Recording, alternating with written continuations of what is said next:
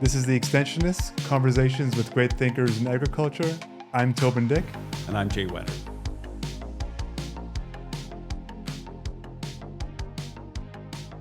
Hi, Jay. Hey, Toban. Yeah, the big long pause. I was waiting for you to ask me how I was or say hi. You often say hi, Toban. So actually, I was waiting. I was shaking things up. I didn't know changing. Diversity. You just got to be more adapted to change in your old age. I know it's hard. Is this a segue to something? I feel like this is definitely like a media. Like, oh, now that we're talking about. Well, I'm just like, it's always. So what I really like about the podcast is that every time we talk to somebody, I'm learning some new communications tactic, and I just keep going back to Dilgy Brar and the telephone message distortion, and Mark Campbell and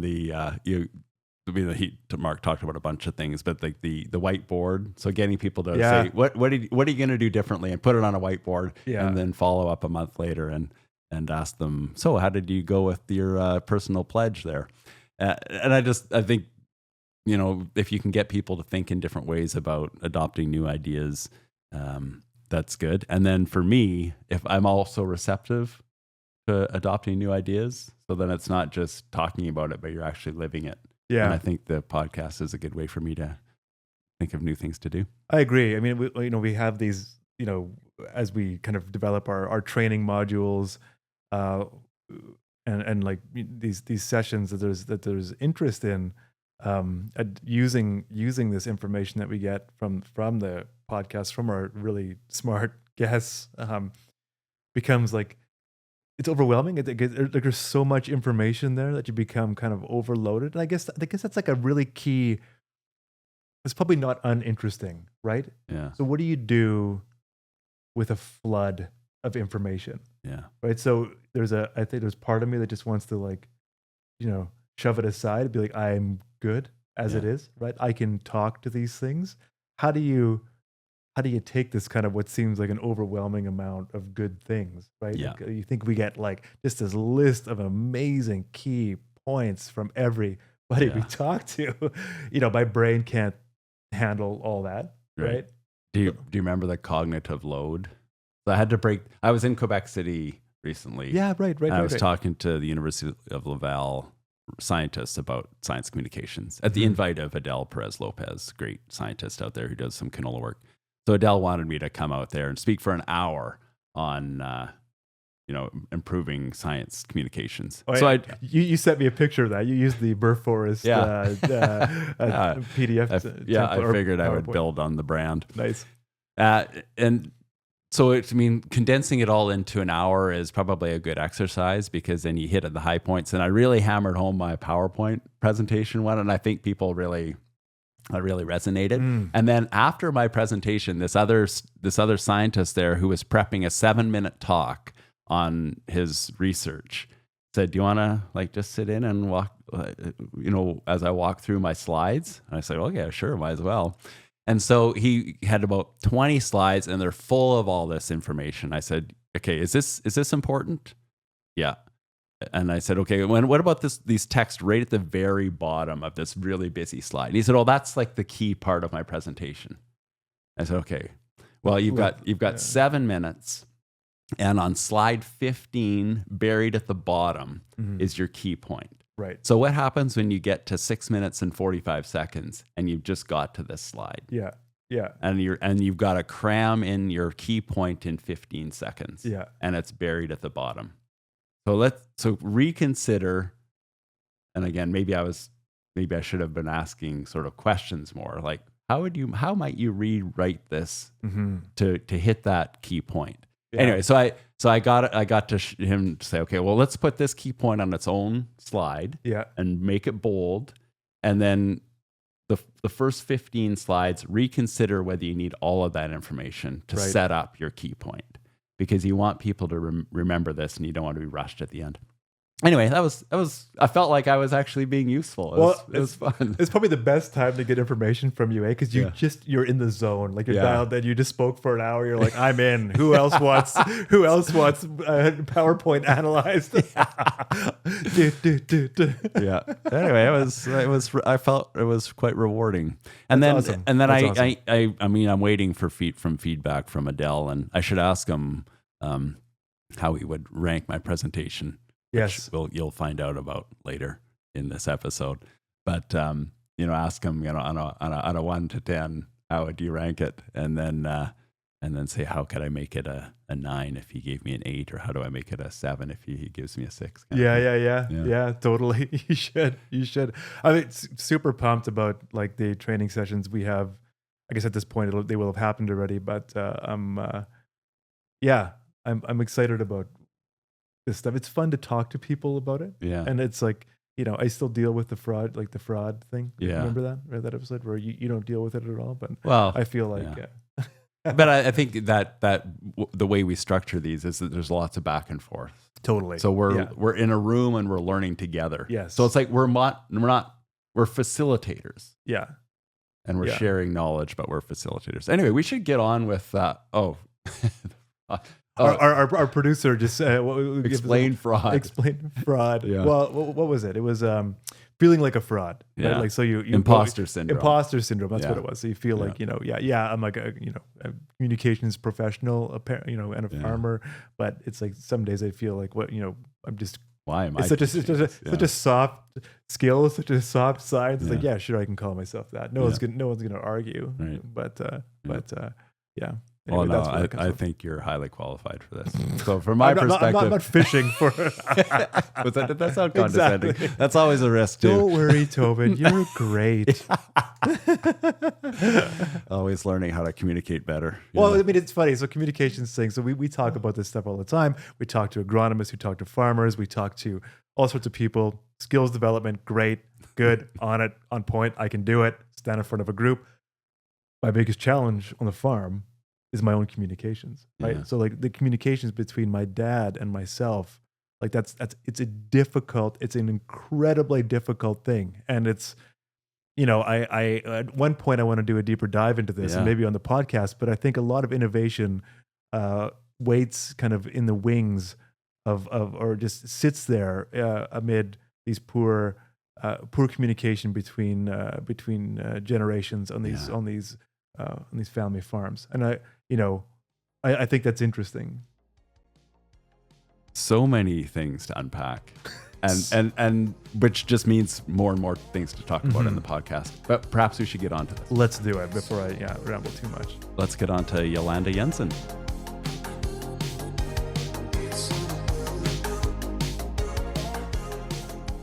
We'd like to introduce you to Fuel Positive. This Canadian clean tech company, co-founded by Luna Clifford and Ian Clifford, is addressing one of the biggest challenges farmers face: reliance on costly and unpredictable nitrogen fertilizer supply chains. Fuel Positive's breakthrough green ammonia technology is designed to give farmers independence, lowering costs, cutting emissions, and removing supply chain risks. Their first farmer-owned system is already installed near Sperling, Manitoba, ready to produce both fertilizer and ultimately clean fuel directly on farm.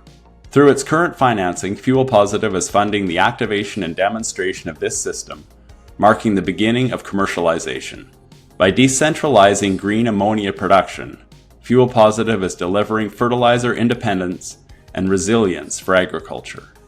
For more information about Fuel Positive and the work that they're doing to lower costs and cut emissions, visit fuelpositive.com.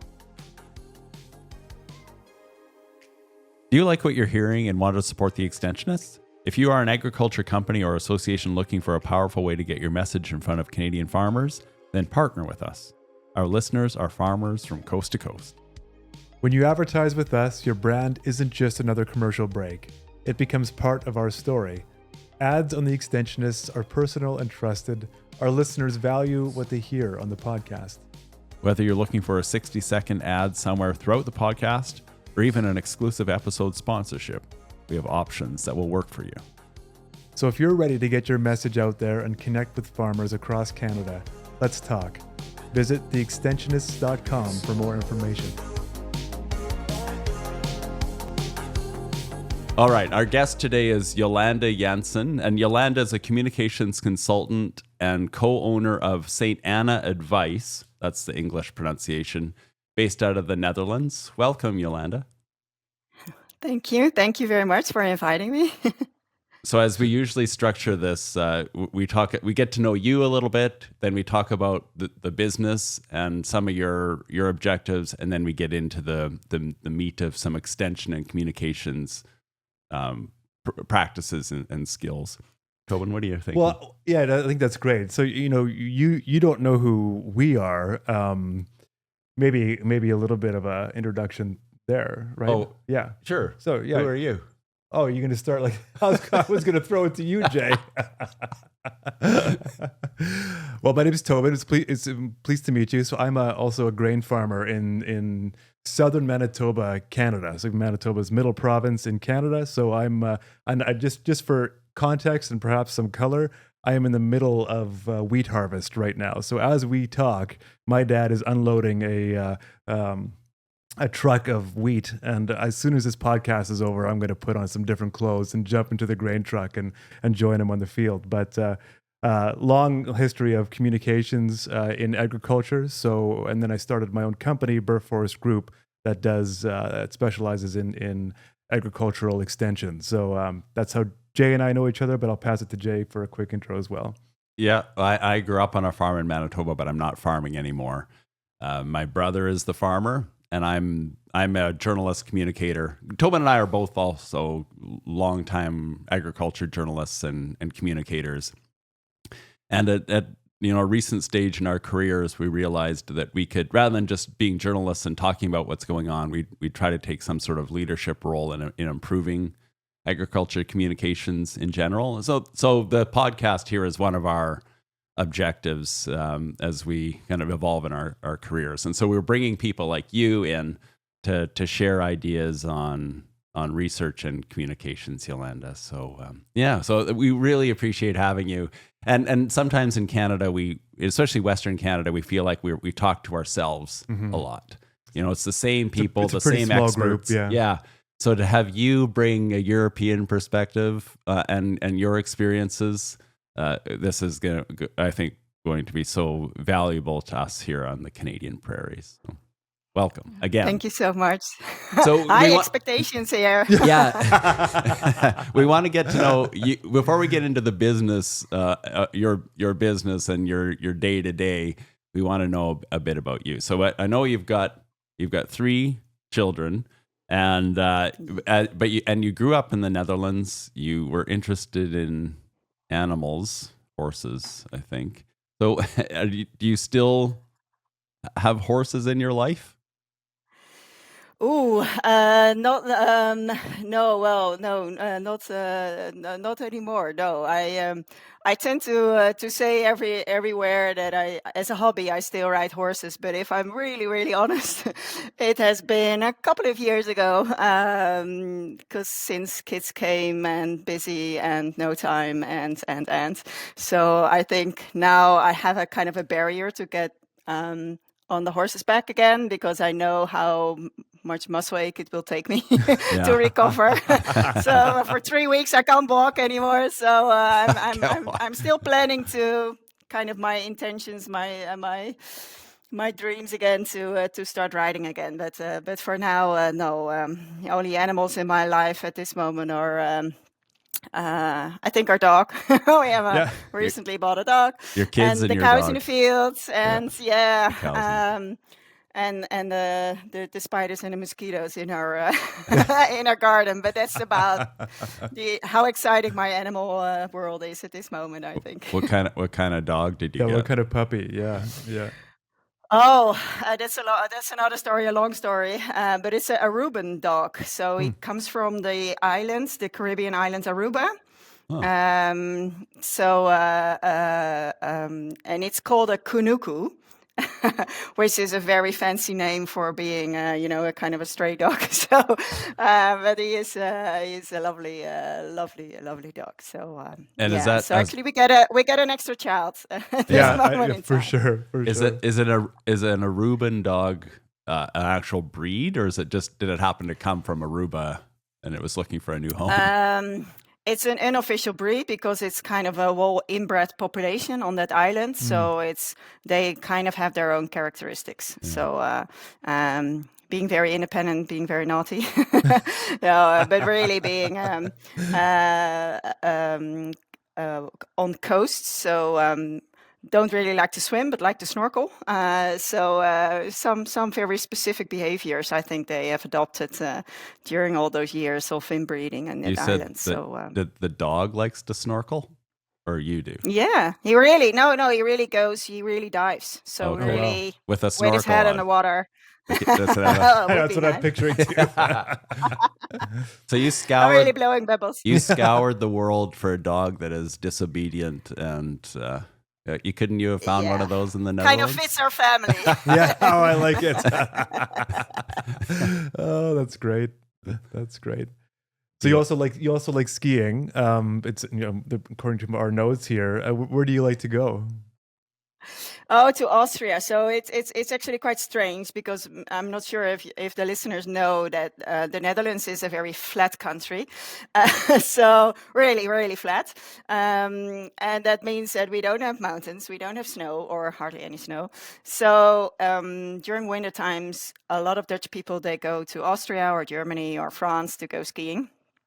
And so I did that already when I was a young girl. And then during my studies, I thought, how can I still have a very expensive skiing holiday? And then maybe I can combine it with a bit of work there. So I started to be, I was educated as a skiing instructor as well. So I taught people how to ski and using a lot of communication skills there to convince people. And, no, that was really a nice combination of still having fun in the snow, but making it not so expensive to have a holiday like that. What did you learn about people and communications when you were a ski instructor? Yeah, what were some of your takeaways? We are all human beings, so you have. We had everyone in our classes, individual or group classes, from very young kids to very old adults. People with different backgrounds, the very rich, the very poor, the very everything. People with status, without status, but in the end, they're just all human beings with fear, with reflexes, and who. Just also wanted to have a nice time, and that telling people how to ski is not, and I think that is also a bit of a bridge to what we are going to talk about today. But I can tell to people, you just have to do your snowplow and just, do this with your legs. And then they will say, and then, if they go down and, they forget everything and do things differently. And so there is a real difference between telling people what they need to do and actually making them do it. So I think that was a valuable lesson learned there as well. Yeah. Right. Is it Yeah. Are you going to No, go there? You go. Yeah. Do you think you're going to say the same thing? Yeah, sure. Do you do the pizza and fries? Yes. Yes. Oh, that's so good. So I have a great example. So with the kids, of course, you always say pizza, pizza, pizza, pizza, because they have to break. So, and then I had a kid there and he really started to cry. Because every time I was kind of getting a bit of annoyed, like, listen to me, just do the pizza. And he started to cry and I was like, okay, calm down. So what is wrong? And he said, I can't do a pizza. And I explained. And he said, yeah, but I don't understand because pizzas are round. Oh, yeah. And we of course, with pizza, we mean the wedge, right? Yeah, we mean the slice, a slice of pizza. Yeah. And that was such an eye-opener, like, in his mind. So when I say pizza, he thinks of a round circle. So he was actually continuously trying to make his legs go round instead of making them into a triangle. So So that was really a surprising, again, also about communication. Yeah, So I think it's I really think I'm clear super in communication. Yeah, that's super I'm interesting. clear in communication. You say pizza, everyone knows what a pizza is, right? And he also knew what a pizza was. Only to yeah. So it was actually quite sad. So I really apologized to the little young man, and then Yeah. just said, "Oh, you're so right. I have explained this wrong. It's a slice of pizza. It's not a round pizza. It's a slice of pizza." That's so great. Yeah, that is fantastic. Good question, Toban. I never would have thought we would get into something a key communications message when it's you assume what's in people's heads is the same as what's in your head. I know. It can be completely different. Amazing. So in when you were doing skiing instruction in Austria, were you speaking Dutch or German, or were you actually mostly speaking in English? Mostly Dutch because we have a lot of Dutch people going to Austria, but also German and English. And sometimes you kind of give a language course because it's like we're going downhill. We gaan naar beneden. We gaan jetzt nach unten. So then it's like the three languages all together. Specifically with kids, of course. When you have a mixed group with kids, you of course want to connect with them as well. So with adults, you hope they can understand English a bit, but. So sometimes it was a challenge. So again, also today, I'm sorry, my English is not fully perfect. Oh, that's fantastic. Talk a bit fast, maybe. I try to find the right words if possible, and otherwise, please correct me. So, how many languages do you speak, Jolanda? Dutch and English. German is like skiing German. So nice. I can talk a lot in German about the weather and about skiing, but don't ask me about agriculture or so I had to. So once a person asked me, so what are you doing for your studies? And at that moment I was busy with my PhD study and it was on udder health. And I really had to dig deep to find the word for udder in German because that's not a word in your vocabulary you would use often. So that was a very funny. I tried to describe like tits and teats of cows and all this kind of thing. So it became a very awkward conversation there. So that's funny. So German. I remember I listened to a linguist. When it was an English woman, but she was talking about how in German they use descriptors to create very long words for things. And so she was saying, like in German, a mitt, like for your hand. In English, we say mitt, which means something else entirely in German. But they call it a hand shoe, which is anyway. So what is an udder in German? Is it like a cow? Milk? No. In German, it's Euter, if I'm correct. And hand shoe or hand glove, it would be the same in Dutch. So Dutch and German is very similar. Okay. So we would say handschoen with the more sound in it. But to come back to your question, so no, Dutch, English, but at school we learn German and we learn French as well. Wow. Because there are not so many people talking Dutch in the world. And we have our neighbors being either German speaking or in Belgium being Dutch, France and German speaking. So French and German speaking. So we have to kind of learn a couple of languages. But it's with languages, if you never use them, then you also kind of forget them. So don't ask me to have this conversation in French because je ne parle pas français. Moi non plus. So I was going to say this because I just got to get it off my chest because my wife and I watch a lot of this YouTube show called Itchy Boots, and her name's Noralie Schoenmaker, and she travels the world. She's from Netherlands, and she travels the world on a motorcycle. So she has multiple seasons, and each season has probably like 100 plus episodes, and she's fantastic. And so we just find we just learned a lot about Netherlands because she's talking while she's riding motorcycle around the world, and it's very, very, very interesting. So I couldn't not say that. I'm speaking to somebody from Netherlands, and we feel like we know Noralie because we watch her multiple times every day. So if you ever get a chance, you should watch the show. It's really good. Well, you could put on a head cam or a helmet cam, and you could talk about udder health. Yeah, there we go. Yeah, you could get right in there, and as you're walking through the the barns or in the lab. What, Jolanda, tell us about St Anna Advies. What is the company and what does it do? We do a lot in a very broad field of everything related to animals and communication. Kind of our payoff is that we believe that if we want to improve the health and well-being of animals, there is only one species we need to know most about, and that is the human being. Without, understanding humans and how their brain works and how we can motivate people to change their behavior, you can never help the health and welfare of animals. So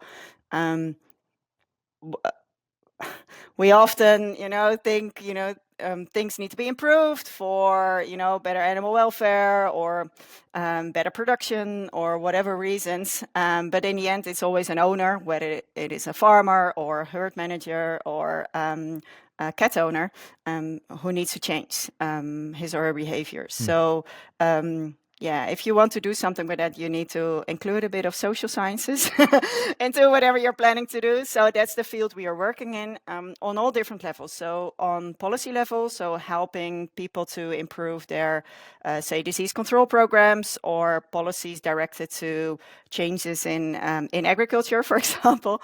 On company level, so we help companies to improve their communication strategies. Also to train, for example, their teams. On veterinary practice level, so we train veterinary practices, both companion animals as well as livestock and mixed and equine, swine, on improving their communication as a practice, but also improving their communication in the conversations that they have with their owners. So could be advisory conversations with a farmer, could be consultations with a pet owner or a phone call with a distressed, dog owner. And we train on the individual levels. So really individually help people to improve their communication skills. So we have open courses to do that. A bit of research still. So we still do some research and education as well. So at many schools, we educate communication skills. Write some books, write some papers. What is the research? As I say, a lot. Do you do communications research or is it actual animal health research? It's animal health research. So we are involved in a couple of research projects on the effect of, for example, communication skills training on communication skills of herd health advisors. So does a communication skills training has an effect on how veterinarians communicate to dairy farmers?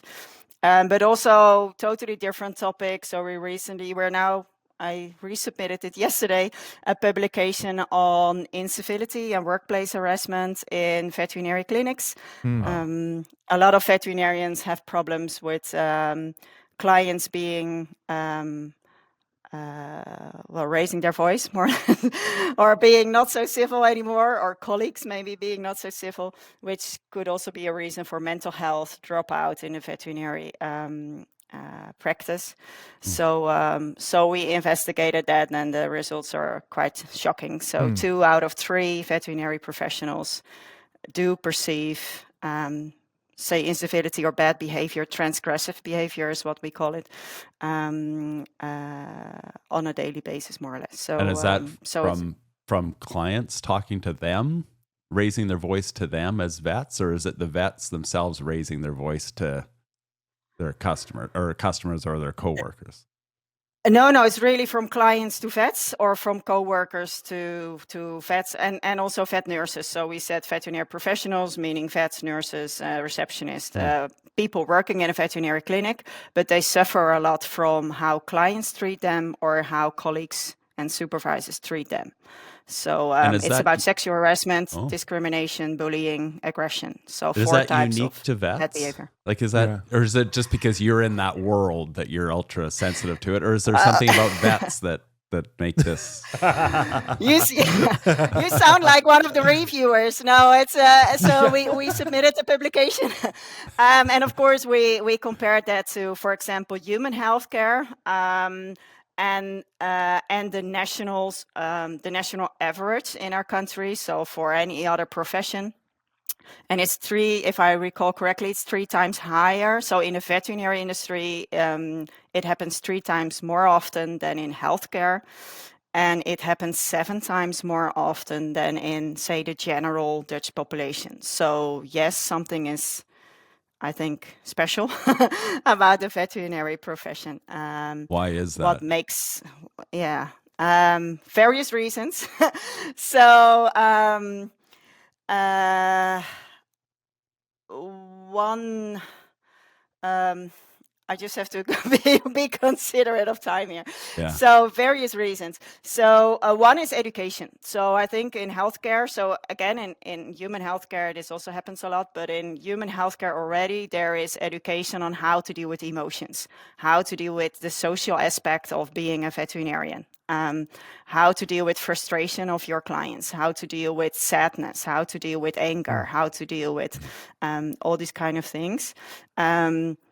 A second part is expectation management. So an example is, it could also be related to agriculture, right? So, I can call in distress, or I can say I have an emergency with an animal. As a vet, I can say, "Oh, don't worry. We have managed to pull this. In most cases, animals, we pull them through. Have hope. We will make it work. We will do our best to save your animal. It's all going to be fine. It's all going to be fine." If then the animal dies, you get a very frustrated owner, a very sad and disappointed owner, and probably need someone to blame. So probably say, you did not do your best, or you promised me that he would recover. If you do it differently, if you would say at the start to the owner, please prepare for the worst. This looks bad. This is a very severe condition. Prepare for the worst. We will do our best, but keep that in mind, that we don't know how this will go. We will do everything in our power to save your animal, but prepare for the worst. If then the animal survives, you're the hero. If then the animal dies, then at least you did already some expectation management, and they were already prepared for that. So these are these little, say, communication skills things that I think more and more in human healthcare, people are trained to do that. But in the veterinary healthcare, we are still in the beginning of learning how to deal with that, to prevent this bad behavior from clients even happening. So I think often we create this, not often, but in many times also we create these situations ourselves. If you would say, oh, it just takes 5 minutes, just, your consultation, it just takes 5 minutes. The vet is busy and they have to wait for an hour. Of course, you're disappointed and you get upset as a client. So I think that's, yeah. I could talk for hours. I could sense that. That's great. Trigger. I'm thinking of, so people who go into veterinary medicine do it because they love animals. They don't realize that the biggest stresses in their lives are going to be the owners of the animals. And so those human interactions that they tried to avoid, that's why they became a vet, not a doctor, is because they'd rather deal with animals than humans. Yeah. But they don't realize that they're dealing with humans almost at a higher emotional level, because they're so emotionally attached to their pet or their cattle or their pigs or their sheep. And we had it in our research, yes. So vets are almost confirming, blindsided by this massive human burden that they were hoping to avoid by becoming a vet. Anyway, I'm just kind of imagining. Yeah. Exactly. They said it to us, if I would have liked humans, then I would have, studied human medicine. So I became a vet because I like animals, not because I like humans. Right. And I'm like, oh, there's something wrong at the start of, when you just start being a vet, to understand that there is also this big human part. You need to understand. So, yeah. So it is exactly what we got back from our research, but also from many other studies as well. So during COVID times, a lot of vets were very relieved, specifically the companion animal vets, because they're kind of relieved, like, oh, thank God, no owner in our consultation room. So I just can take the animal. Owner needs to stay outside because of COVID. And then, I could just treat the animal and give the animal back to the owner, and really smooth consultations, really short, really efficient. So some really were kind of, happy with not seeing the owners all the time during COVID-19. Yeah. So, Sad. on the policy side of what you guys do at St Anna Advies, is that a policy that takes a bit of a communications bent, or is there kind of policy expertise within your shop, or how does the policy work? How does that look? So we are asked for as consultants then. So there is this big question. So it could be on, so in the past it was, for example, on udder health, and we want to improve udder health in the Netherlands, reduce the use of antibiotics. How can we change people's behavior? Now, at this moment, a very relevant topic is tail docking in swine. How can we... Tail docking. Tail docking, yeah. So it's prohibited, but it's unofficially still kind of allowed as a way to prevent tail biting or to prevent welfare problems. But of course, it's just with good prevention, you would not have tail biting and therefore would not need to tail dock. So it has a huge impact on farm management if you are not allowed to dock the tails of the piglets anymore. So that means behavior change. And that means doing different things and just telling people that they should stop tail docking because they have good reasons for it to do it. Otherwise, they wouldn't do it at this moment in time. So these are kind of policy questions, and specifically also on antibiotics that we are, for example, involved in. Or obesity in pets. How can we decrease obesity in pets, where we would help. Awesome. Thank you. Yeah. Well, I think we could jump off of that policy into some of the communications training and exercises and skills that you have in your head that we want to get out in the next part of this podcast. So there's always new policy coming along in agriculture, often to the frustration of farmers. So with this tail dock, I think this tail docking could apply in a lot of cases where there's a real practical reason to dock the tails, yet for animal welfare reasons, rightly or wrongly, the government policy comes along and says, no, you can no longer dock the tails. What is the communications challenge for you? And how to, so we'll kind of talk through this because I think this is really important. So do you go back to the government and say, you know what, this policy is off for these reasons, and then if the government doesn't back away, then you have to take this and help. I mean, not this is you're in the middle of all of this. I'm not saying you have to do this, but you're helping the whole industry kind of through these processes. So do you push back on? I guess there's going to be a number of waves to this question, but do you take that tail docking policy and go back to government and say, this is why farmers do this. This is why your policy is not going to work. So that's part one.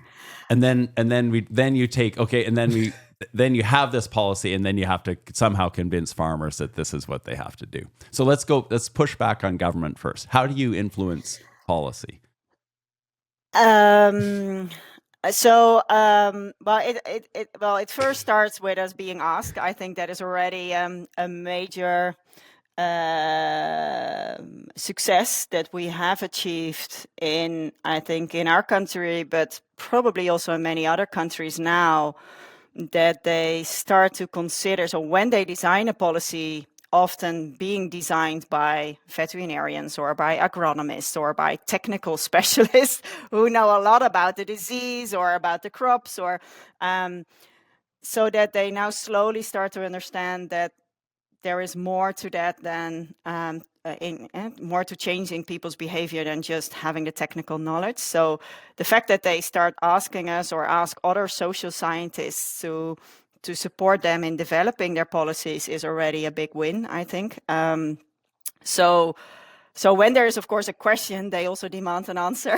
So that gives us also a good position, but we always work together. And one of the most difficult questions for them to answer is, what is the desired behavior? So for example, also on antibiotic usage or pesticide use in crop farming, it's like we want to reduce the use of pesticides or we want to reduce the use of antibiotics. Okay, fair enough, for all different reasons. But what does that mean on a farm in a daily practice? What specific behavior do you want to change? Because improving health and welfare, or just improving management, is too vague. So if you want to have communication campaigns that are effective, you need to really boil it down to a very specific behavior. This is the current behavior. This is the desired behavior. What do we want to change? And then you have to, in a level deeper, dive into, okay, what are current barriers and drivers? What are current motivations for such behavior? So, for example, with the tail docking, it has to do with a lot of fear. So there is a lot of emotions there. So you can say to people, you should not do this anymore. But the fear of opening your stable and see all the tail biting and see all the blood and all the horror is such a shocking thing that you will do whatever it takes to prevent that from happening. And when it takes something very, say, easy to tail docking them as a piglets, which is of course also creates, I don't know, a welfare issue, but at least not the severity of what you have seen later on in their lives if they start tail biting. So we have to understand that in policymaking, there are deeper levels of emotions, of reasons why people do not do what they do. And that is a big challenge, because from a policy side of things, they always think it's a lack of knowledge or it's a technical problem, but it's often not a technical problem. So as an example, I may ask you both. So do you eat birthday cakes? Yes. If there's a birthday, do you eat a birthday cake? You bet. Do you drink alcohol? Yes. Do you drink a beer? Okay. So we all do. Well, I also do that. So it's not to blame you or whatever. But, Whoa. So yes, we have. So yes, we have our behaviors or our New Year's resolutions. What if I say to you, okay, and I can also ask you, do you want to be healthy? Yeah. Yes. Do you want to be healthy? Yes. Do you want to have cardiovascular diseases? No. Do you like to have a cardiovascular disease? No. Well, okay. You get where this is going, right? I do. So this is what we do. So what I would do if I would be, the way we do it now in agriculture is, like I would say to you now, well, you want a good health for yourself. You know that your health is important. Did you know that, eating sugar is very bad for your health? Scientific evidence has shown that by eating this birthday cake, you increase your risk on cardiovascular diseases. By drinking the little beer, you increase your risk on these diseases. Oh, I have a lot of scientific evidence that proves that you actually should stop doing that. So yeah, if you really want to take care of your health, you really should do that, right? You really should. And how does that make you feel if someone comes with all these, say, evidence-based good advices? You probably say, I will not swear at you because this is a podcast anyway, but you will like say, go like who yourself. are you to say this to me? Look at yourself, how healthy are you? As if you do not, eat sugar, as if you are so very healthy yourself. So it really creates resistance. And I think that is my bottom line here, that this is often, in many cases, of course, there is sometimes a knowledge problem, but often it is not a lack of knowledge. So yes, all farmers want their soils to be healthy. All farmers don't want to use, in general, basically, they don't want to use pesticides. They don't want to use antibiotics. Yes, they want to have high production. Yes, they want to have good animal health. If you ask them, they all say, yes, of course, I want that. Yeah. And if you start to convince them, saying you have to work on your biosecurity or you have to work more hygienically because evidence-based show this and this and this, then you probably say, yes, I know. If I say to you, drinking alcohol is bad for your health, you say, yeah, I know. But that doesn't make you change, that doesn't make you not drinking that during the birthday party. So there are deeper motivations, why people do what they do. So I think we both want to ask some questions here, but first of all, I loved that exercise. I think that was great. I loved how you turned it on us and asked us questions. Because it's interesting. Because when you say those things, of course I want health. Of course I want, but I want my cake, and to eat it too. Like that whole thing, So, what? I don't know about you, Jay, but when that was happening in my head, knowing that these things, sugar, alcohol, are not healthy for you, but heck, I enjoy them so much. I'm not going to give them up. So I already, in my head, am naturally building like resistance and a defense. Yeah. Like I'm thinking of like a defense for my behavior to maintain my behavior. So I'm already thinking, yeah, I know there's information out there, but I'm already thinking, yeah, but that information does not really, let's say account for like the kind of the gustatory or whatever it is, the Epicurean pleasure of eating like the frosty balloons on a birthday cake or a nice like smoked old fashioned at a great lounge somewhere, right? Like so these things are like, there's information, but what about life enjoyment? So then I'm already kind of building a natural defense for my behavior, which is interesting, right? Because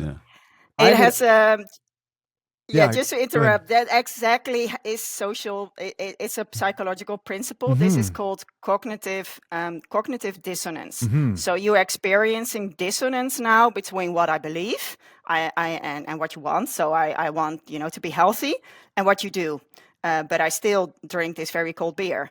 But I want to be healthy, and I drink this beer, and I know it's not good, but still I do this. So this is just a very well studied principle that the yes but reply, yes but just one beer is okay, or yes but I do exercise a lot, or yes but I eat my veggies and my fruits, so I'm not that unhealthy. There are other people who are worse, and there are other people who drink more, and there are other people. I'm not obese, so I can take that extra sugar because I'm all these. This defense mechanism is a normal principle, so you're healthy.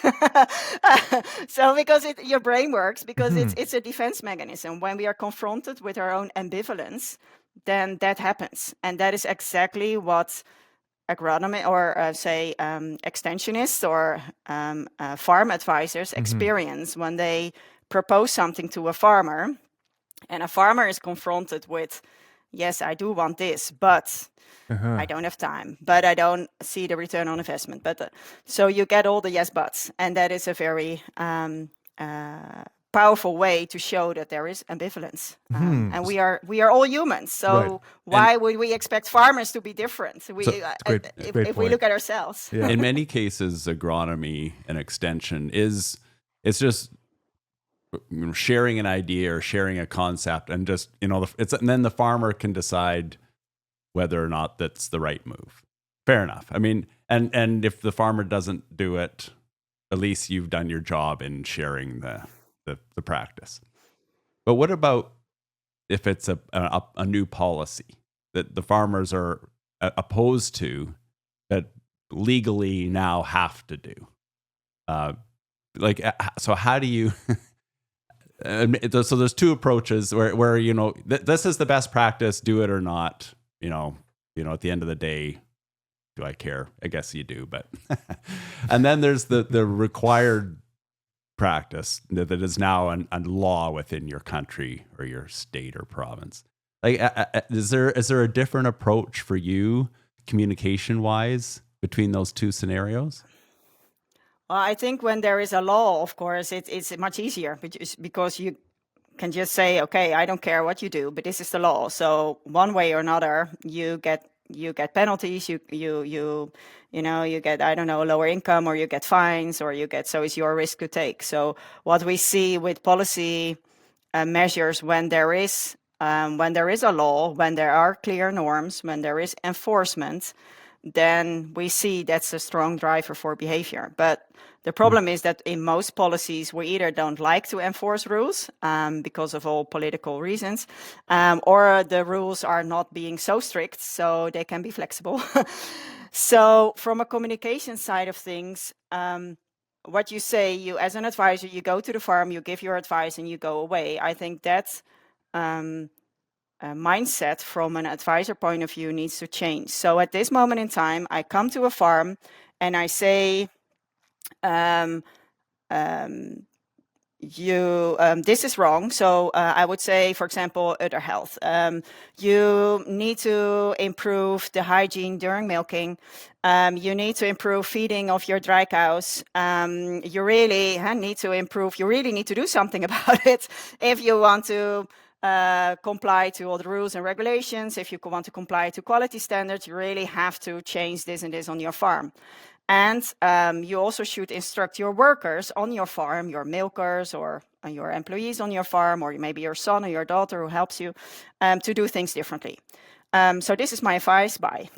Yeah. What happens in our brain is that if you look at this from a social science point of view, we know we have three basic needs. So we have a need for competence, we have a need for relatedness, and we have a need for autonomy. So if you say to a farmer, you do this wrong, or this could be improved, or we did a checklist and, these are your critical control points, in our brain, that works as you make me feel less competent. So what you're actually telling me is I'm not a competent farmer. I'm in this business for 30, I'm in this family farm. I already do this for 20 years, but now you're going to tell me that I do this wrong. So even if they would agree with you, somewhere in their brains, it's like with all quality schemes, it's continuously telling me you're not competent. So that is one. The second thing is then autonomy. So telling to people, you have to do this, otherwise you have to change this. This is what you have to do. You create a lack of autonomy, and I think that happens on a policy level in general. I think that there is a lack of autonomy for many farmers at this moment, and that creates a lot of resistance. Who are you to say what I have to do? I'm an entrepreneur. I have my own business. I have my farm. Why should I do this? I want to make my own decisions. And the third one is relatedness. So yes, I can agree with you. This good advice. You are right. I actually should do this. But if it means that I have to tell my workers that they have to do things differently, it also means losing face to them. It means that I have to admit that what I taught them before is not good.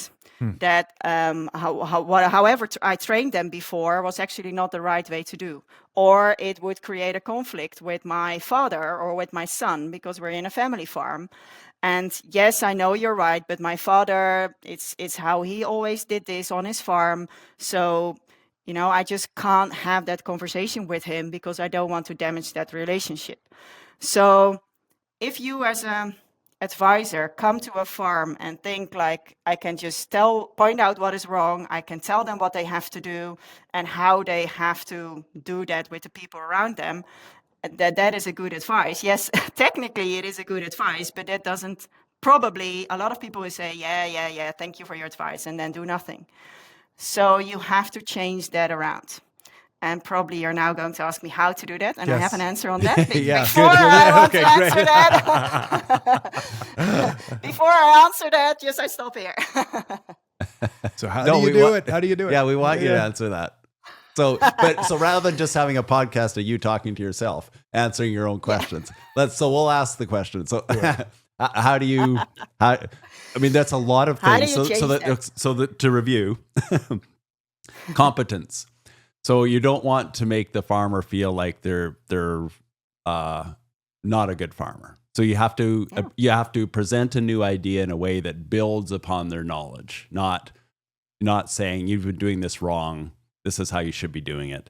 But you could say, what you were doing up until this time was actually the best thing to do based on what we knew at that time. Now we have new information, which suggests that maybe adapting to this practice might be better. I'm just spitballing here. So we don't want to put words in your mouth. Straight. Yeah. And then relatedness. So that family dynamic or that staff dynamic is such a challenge, especially with young farmers with a new idea. trying to get the rest of the farm family to adopt it often. So that relatedness is key. And then the autonomy, I think that's a big, when Ottawa or when Amsterdam, I don't know what the capital, it's Amsterdam, has this new idea that kind of coming down from on high, and this is how farmers have to do this. The farmers say, you know what, we went into farming because we don't like people telling us what to do. It's kind of like the vets. We went into veterinary medicine because we wanted to deal with animals, not humans. We went into farming because we just want to farm. We don't want to have to deal with government. So again, how do you take all of those dynamics and get a farm to consider a new practice? So it's as you say, a huge problem at this moment in the Netherlands with a distrust in government, because there are so many enforcements from a quality point of view, from animal welfare point of view, from environmental point of view. So as a farmer, you just at this moment in time, you have no idea what rules to comply to, because they have become so complex and creating again a lot of frustration. So rules that were okay. So you were an okay farmer 2 years ago and you just changed everything on your farm based on that policy, now can suddenly be totally wrong because the policy has changed, but you of course did make the investments. I think this is something that really is a frustration, and I think in many countries, if you look at this from an advisor point of view, the key problem here, and I probably will repeat this many times again during this conversation, is to just start asking questions. So in your example where you would say about the competence, where you would go to a farmer and say, okay, given your experience, you're such an experienced farmer, and now, we have new insights, this and this and this. Again, you are starting to bring the information. But what happens if you would just start by asking, what do you already know about this topic? What have you already done? What do you already know about the importance of biosecurity on your farm? Or what do you already know about prudent use of pesticides on your farm? What are strategies you already have tried? What would be beneficial? What would be helpful? What do you know about the importance or the reasons for antimicrobial resistance? What do you know about the reasons for the policymakers to actually have this policy installed? So what do you think are the reasons behind that? And probably they already know a lot. So you can already make your conversation much shorter, because you don't need to convince them that the policy is there. You don't need to convince them about that antimicrobial resistance or pesticide resistance is an important thing. They already know it. So we spend a lot of time in telling people and convincing people what they already know. As I gave the example before, telling you that alcohol is bad for your health. Yeah, I know. Yeah. So you can continue to share information and more evidence, but that doesn't work. So questions do help. So if I ask you, what do you know about the risks for alcohol use? You start thinking. And then you start thinking and saying, well, I know alcohol maybe is not that good. And I know, I've heard somewhere it does something to my brain. So when I ask something, when you ask something to a farmer, like what would be the reason behind this, or why would this be beneficial for you? You start to create some movement in the brain. And that is what you want, because then you already start considering things that may be beneficial for you. So if we would just stop telling people what to do, but if we would start asking questions. So the same would be for autonomy. So competence would asking about, what do you know about this before you spread knowledge. Autonomy would be like, okay, well, thank you for all sharing all that knowledge. I also have some ideas and suggestions on how we could improve this on your farm. Would you like me to share that? So just asking that little question before you start your monologue, like I don't know, would be just asking the question: would you like me to give more information on that? Just the fact that at that moment in time the other person can say yes, please, already creates something in our brain and makes people listen. So if you just give your advice, which becomes unsolicited advice, yeah, you can say that. Yeah. They already start thinking of many other things. but they don't listen to you. But if you say, would you like me to explain that, already creates a feeling of autonomy, a feeling of control of the situation, and also the ability to say no, which of course often out of politeness they will not say no. But it is a kind of a psychological trick also to give people the feeling, or at least the illusion, of control. Another example, if I say to my kids, if you go out, you have to wear a jacket because it's cold outside. You really have to wear a jacket. Every morning we get into a fight. Oh, I don't want to wear a jacket. I don't want to wear a jacket. You know, so stressing morning. But if I would give them the illusion of control, if I would just say, okay, we're now going outside. Which jacket do you want to wear today? This jacket or that jacket? Then they still are like, jacket. And I say, yeah, but this jacket or that jacket? Oh, give me this one. So it gives them an illusion of control. At least I'm still the one who decides that they go out with a jacket, Sure. but it gives them an illusion of control. So not saying to a farmer, do you like to make, I don't know, a review of your soil, or do you like to, but what would you like? And so what review would you like us to do? Or what follow-up would you like us to do? Yeah. Not saying, do you want a follow-up of this meeting, but what follow-up would you like to have? So that creates also control of the situation. And of course, it's steering also a bit. But I think that these are all techniques that can be helpful when it's about autonomy. When it's about relatedness, it would also be like, how can I help you in supporting your employees on the farm, or how can I help you to transfer this message to your employees, or what would you need to make this applicable for your employees, or what would you need in order to convince your employees that this is the best way forward. So again, more questions, less answers. Yeah, that's great. So have you found, like, I mean, there's lots to talk about here, because I agree with the questions thing, and it's always that fine line of, you don't want to be, you talk about the illusion of control or autonomy, and I get that. You don't want to be patronizing either, or condescending to people either. It's like, oh, are you sure you want to do that? That kind of thing. But I hear your point, and I think it's a great one. Have you found through your work that approach to be successful, and that has it led to farmers adopting practices or information in a higher rate? Yeah, so many research has been done and is currently going on. Many great researchers at this moment in Scandinavia. Also, Youth Group is working on that with Katarina Swenson. We have Alison Bard and Kristen Ryer in the UK doing a lot of work on motivational interviewing. So motivational interviewing, this actually the things I did just now, asking the questions, creating change talks or reasons for change. What would be a reason for you to stop drinking alcohol? Well, what would be a reason for you to skip that cake? How can I help you? Or what strategies do you think could help you to say no to that cake or to the cold beer?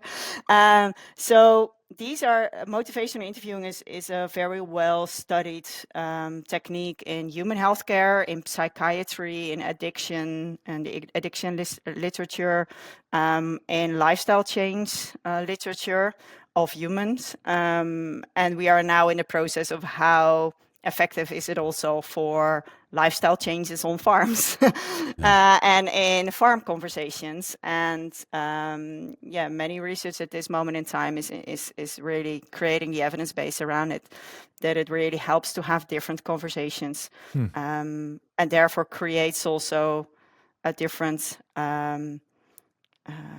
openings, I think. We always say, that's also something we say as a company, and many others also say this: if you do what you did, you get what you got. So if your current approach as an advisor doesn't work, then please reconsider your communication skills. Because if you would use a bit of more motivational interviewing techniques, I think, in your conversations, then I think your conversations will be more effective, but also you will be more appreciated, because farmers are often really patronized. Yeah. I think that's Yeah. that's a big problem here, and I Mm-hmm. really wish that they are seen as entrepreneurs, as persons, as human beings, not as robots, and that they are being taken seriously in all these conversations on policies, not talking about them, but talking with them. Mm-hmm. Because in the talking, in the conversations that you have with people, your norms are created. Your thoughts are formed, your knowledge is established. And yes, of course, publications in journals help, and in farm journals help. And yes, going to open farm days help. But in the end, it's about people learning from people. And we need to be able to facilitate those conversations better, instead of just saying, we have this policy, now you farmers just do it. Because that doesn't work. Well, I'm so glad we ended on that, because it's this motivational interviewing concept that you walked us through sounds like a great communication tool, which I look forward to trying out.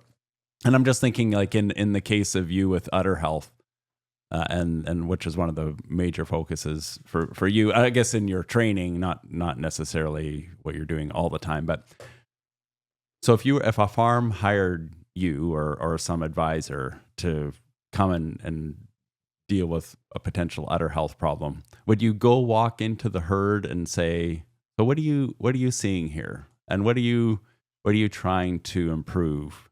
Like, is that how you might start the conversation with the farmer as an advisor?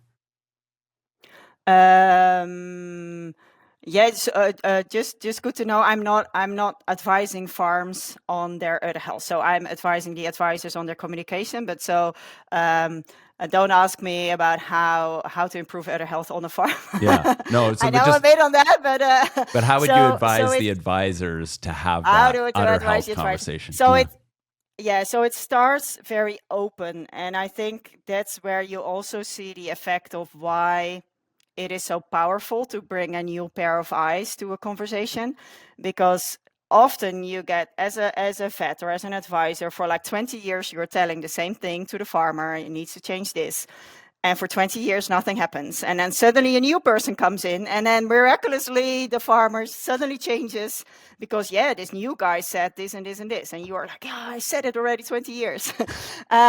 So this all has to do with genuine curiosity and asking those questions. So as a new person, when I come to a farm, I can just start openly. I can just say, tell me about your farm. Tell me about the history of the farm. Tell me about how you see the future of your farm. Tell me about, what you feel is important for the next coming years. And that already, so in this, say, social opening, that already gives you a lot of information on priorities, on what is on their needs. So if they, for example, say, I'm very busy with the kids and I love my kids and I want to spend time with them, hey, time is an important thing. So if later on I would frame my advice, I can say, you need to improve this on your farm because it will give you a return on investment. But the farmer doesn't care, because return on investment is maybe not his key priority. But I can say, you can do this on your farm. Or if you would do this on your farm, how much time would that save you? How much extra time would you now have to spend with your kids? And then suddenly it becomes relevant. So it's very difficult if you already know your client, your farmer, and the same for farmers the other way around as well. If you know your advisor already for such a long time, it's very difficult to start asking these questions again, because you know each other already for so long. But things may change. So how you thought of things 20 years ago may not be the same, or may now suddenly become relevant. So to ask these genuine, open questions is very powerful. Another powerful thing is the scale question. So if I would ask you, how are you feeling today on a scale from 1 to 10? What would you say? 7. I feel 7? Okay. Yeah. Do you want me to answer that? I'd say like 8. Oh, 8, eh? 7 or 8? It's a Excellent. competition. I'll say Great. 7. Yeah. No, but okay. So then I can continue the conversation. Then I can say, okay, what makes it a 7? And then, now you don't need to answer that. But then you already start thinking, okay, because of this and because of that. If I would have started this conversation saying, with, how are you? You would just say, oh, I'm fine. Yeah. And that is also, if you would ask a farmer, Yeah. how are things going on a farm? Oh, fine. How's production going? Oh, great. How is animal health? Oh, okay. And then the conversation stops. But if you would then ask further questions, so say, great, good to know, everything is great. On a scale from 1 to 10, what is great? Oh yeah, well, an 8. Wow, excellent. Oh, that's great to hear. What makes it an 8? Oh yeah, because I'm happy because of the wheat harvest has gone right, and this and this and this. We have good production. Okay, well, great, good to know. Just out of curiosity, you didn't say a 9, so what makes it an 8, not a 9? Yeah.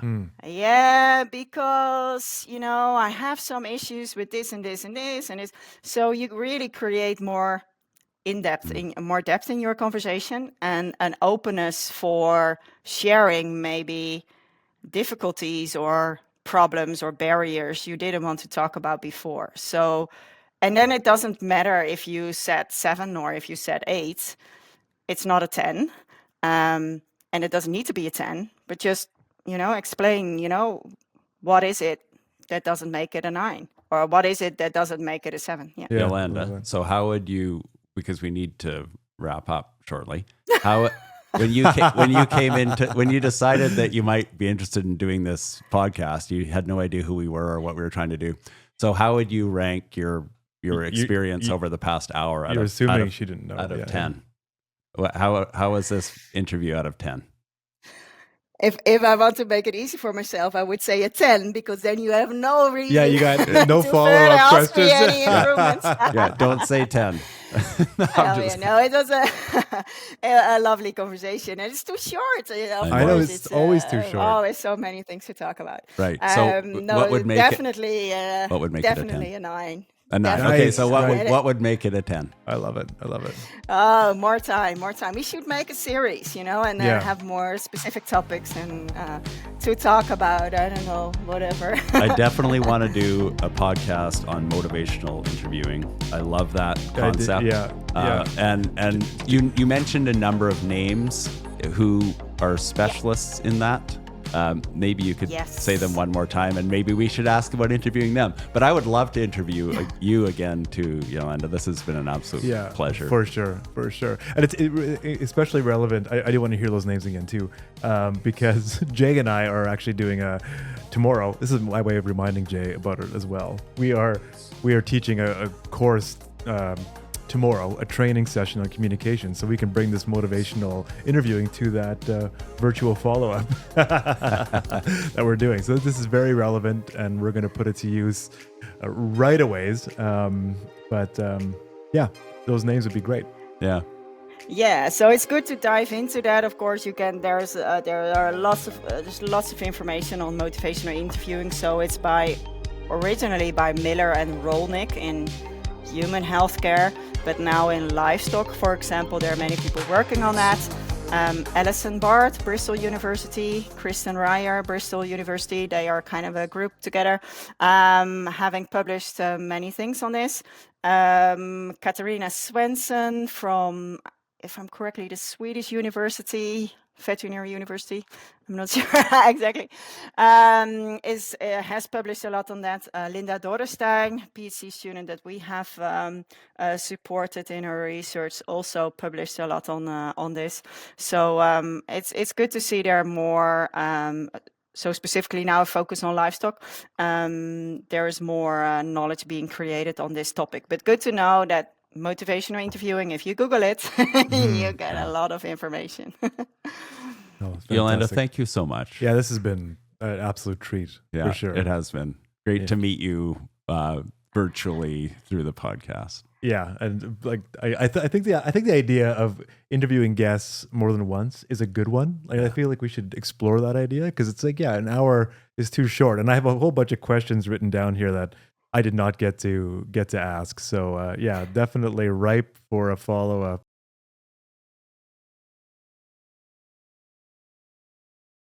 Hey there, listeners. If you're enjoying the conversations here on The Extensionists, you will probably love to get our newsletter. Yeah, it's the best way to stay connected with us, with Jay and myself, yours truly. I'm excited about the newsletter, to be honest with you, because I think... Why are you excited about so many of our guests have... Sorry, why are you excited about it? Say that differently, Jay. So many of our guests they say so many things of interest, right? And I feel like the newsletter will be a great way to share that with our listeners. Like quick take homes? Yeah. Summaries? Yeah, absolutely. One-liners? Absolutely. Yeah. I think about each guest, we could probably write a whole bunch of articles from each of our guests, right? So to give our newsletter subscribers like summaries of, the key takeaways of these things, plus information on upcoming guests. All the listeners have to do is go to theextensionists.com and follow the prompts to sign up for the newsletter. I think it'll be great.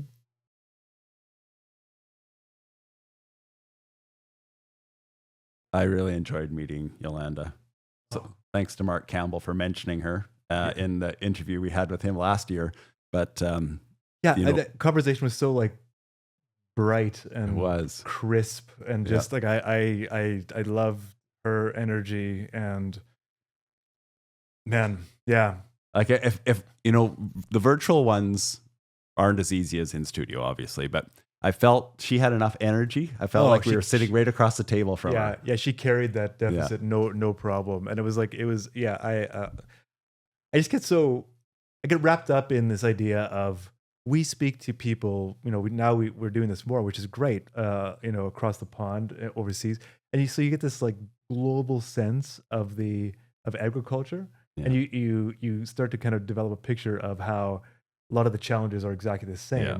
But there are various people and groups who are more advanced, like who've gone further down the road than us, right? Than here in Canada or whatever. And there'll be vice versa in some cases, but it's like how. So you have it on a nation by nation level, these communications challenges, but how do you take that globally? How do you how can we now bring this to Canada and implement it? I find it so fascinating. Well, I just enjoy taking those ideas and sharing them with people. Mm-hmm. So maybe that's our job. But it is our job. Yeah, I really liked my highlight, and there was a few, but right at the end when she was talking about that motivational interviewing. Yeah. Like how do you feel about this, or how do you 1 to 10 versus how are you feeling? Oh yeah, that's good. That is good. Yeah, on a scale of 1 to 10, what do you think about your weed control? Yeah, or on a scale of 1 to 10, how do you feel about the diseases in your crop, or your utter health, or how you're doing? But go ahead. No, I'm just rambling. Yeah, I think like so what is the takeaway there, right? So you have this 1 to 10 thing, but is that it, or is it the fact that it's different, right? So is it the fact that you're asking the 1 to 10 and that would work every time? Because if you say you ask 1 to 10 every time, but you become known as the person who asks 1 to 10, people are gonna be like 7, and they'll be like, why? Like, I don't know. Well, then it becomes the fine of how are you feeling? Yeah, except the follow-up is, and how do you make it an 8?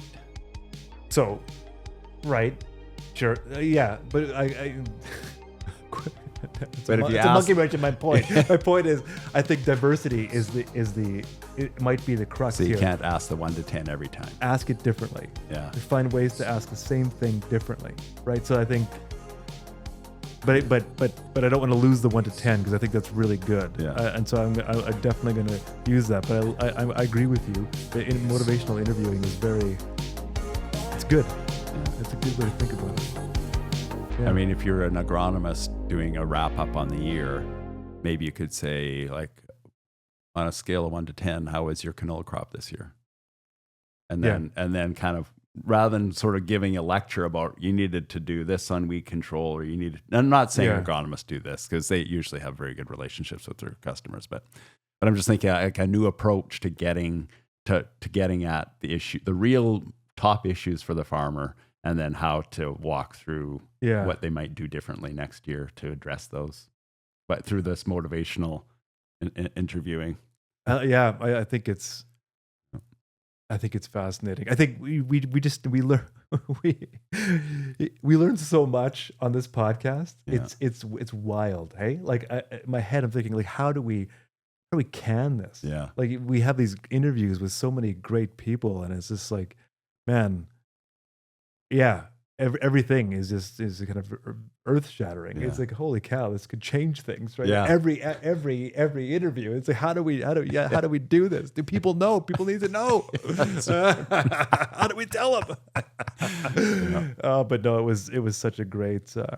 It's such a great interview. I love how, like, you know, people who live in certain countries are just born into diversity, right? Yeah. So some people, you know, grow up, you know, Switzerland's another example. You grow up speaking like 5 languages. I'm like, how amazing, how rich of an experience must that be? I mean, they don't necessarily know because that's what they grew up with, but like that's insane, right? I know. Like English, that's, you know, and like I can butcher maybe 2 other languages. I mean, like seriously butcher. I can butcher 1 other language. French. Yeah. This has been the Extensionists podcast. I'm Jay Whetter. And I'm Toban Dyck. Till next time.